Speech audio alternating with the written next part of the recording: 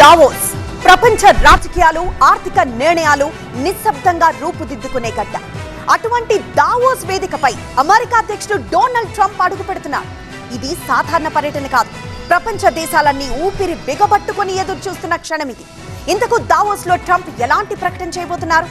Trump చర్యలు భారత్ కు లాభమా నష్టమా? ఇప్పుడు ప్రపంచం కళ్ళన్నీ దావోస్ పైనే ఉన్నాయి. అమెరికా అధ్యక్షుడు ట్రంప్ పేరు వినిపిస్తే చాలు స్టాక్ మార్కెట్లు హడలిపోతున్నాయి. ప్రపంచ దేశాలు జడుచుకుంటున్నాయి. ఇప్పటికే నాటో దేశాలపై ట్రంప్ టారిఫ్ల టెన్షన్ మొదలైంది. 100% సుంకాలు విధించే అవకాశాన్ని ట్రంప్ మాటల్లోనే కాదు విధానాల్లోనూ చూపిస్తున్నారు. ట్రంప్ టారిఫ్ల ప్రభావం ఇప్పటికే ప్రపంచ మార్కెట్లపై స్పష్టంగా కనిపిస్తోంది. ఇక గ్రీన్లాండ్ అంశం ప్రపంచాన్ని ఉలిక్కిపడేలా చేస్తోంది. గ్రీన్లాండ్ అనేది ఆర్కిటిక్ ప్రాంతంలో హార్డ్ ల్యాండ్. సైనిక ఆర్థిక ఆధిపత్యానికి తాళం చెవి లాంటిది. అక్కడి మినరల్స్, ట్రేడ్ రూట్స్, భౌగోళిక స్థానం ఇవన్నీ ట్రంప్ దృష్టిలో వ్యూహాత్మక ఆయుధాలు.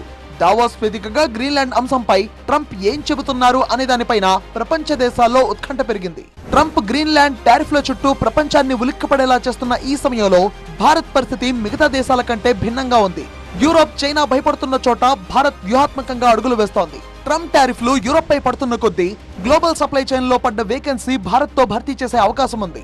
Auto components, pharma, chemicals, textiles వంటి రంగాల్లో యూరోపియన్ కంపెనీలపై ఒత్తిడి పెరుగుతోంది. ఈ సమయంలో చైనా +1 తర్వాత యూరోప్ ప్లస్ ఇండియా అనే కొత్త సమీకరణం నెమ్మదిగా రూపుదిద్దుకునే అవకాశం ఉంది. అంతేకాదు యూరోప్, అమెరికా మధ్య టెన్షన్ పెరిగితే భారత్ ఒక బ్రిడ్జ్ లా మారే అవకాశం ఉంది.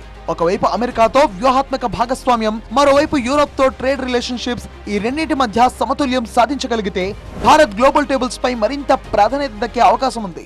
మరోవైపు దావోస్ లో ట్రంప్ చేసే ప్రకటనలు కేవలం అమెరికా కోసమే కాదు, అవి ప్రపంచానికి ఒక కొత్త నిబంధనగా మారే ప్రమాదం ఉందన్న విశ్లేషణలు వస్తున్నాయి.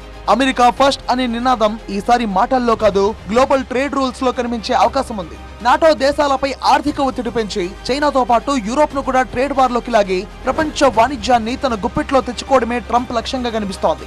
ఇలాంటి సమయంలో దావోస్ గడ్డపై ట్రంప్ స్టెప్స్ ఎలా ఉంటాయో అన్న ఉత్సుకత ప్రపంచ దేశాల్లో పెరిగింది.